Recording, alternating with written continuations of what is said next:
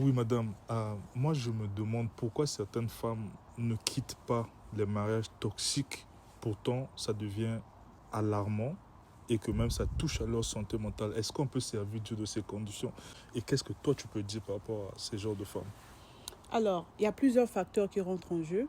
Je vais essayer de numérer quelques-uns. Ce qui fait que la femme ne quitte pas un foyer toxique, souvent, c'est la dépendance affective. Tellement qu'on est habitué à un mari qui paye le loyer, à un mari qui subvient aux besoins de la famille, à un mari qui m'entretient.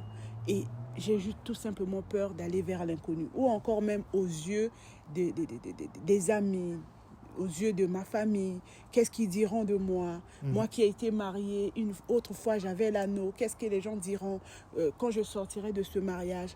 La peur de l'échec, la peur d'affronter l'inconnu.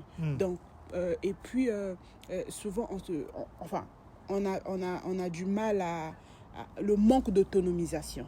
Tellement qu'on a été dépendant et on a du mal à se prendre en charge.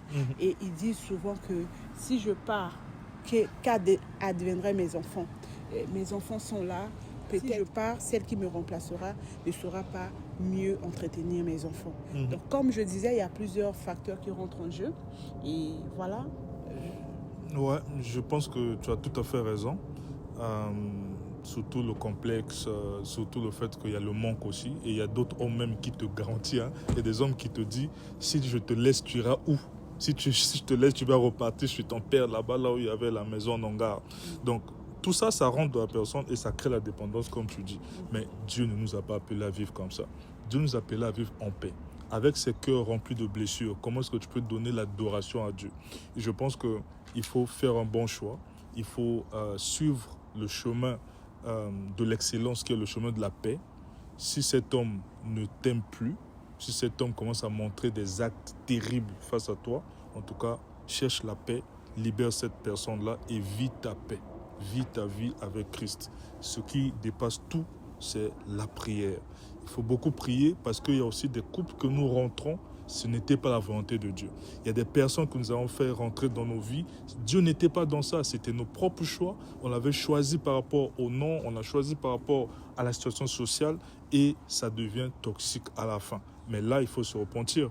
Le Saint-Esprit va te dire que ma fille, il faut quitter là parce que ce n'est pas une bonne personne. Tu sais, il y a des gens qui te parlent de la patience, il faut être patient.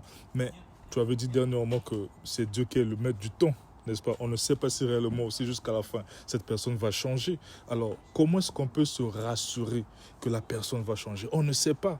D'où la prière et la prudence. Parce que dans la patience, je peux d'abord quitter cette maison-là, aller prier pour cet homme-là. S'il était vraiment dans la volonté de Dieu, cet homme va changer et nous allons revenir ensemble. Comment tu penses? Oui, j'adhère beaucoup à ce que tu viens de dire.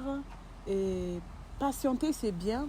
Il y a une chose qui ne trompe jamais, c'est l'humilité qu'on lit dans la personne.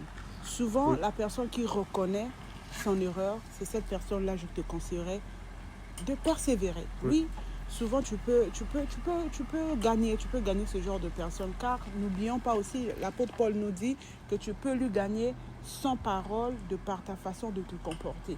Donc, garde-toi d'abord, parce que si tu es détruite, je ne pense pas que ça sera possible encore de gagner même ceux qui sont autour de toi. Que Dieu te bénisse. Que Dieu préserve vous bénisse. Ta santé mentale. C'est important. Le mariage, c'est bien, mais le mal-être, c'est mauvais.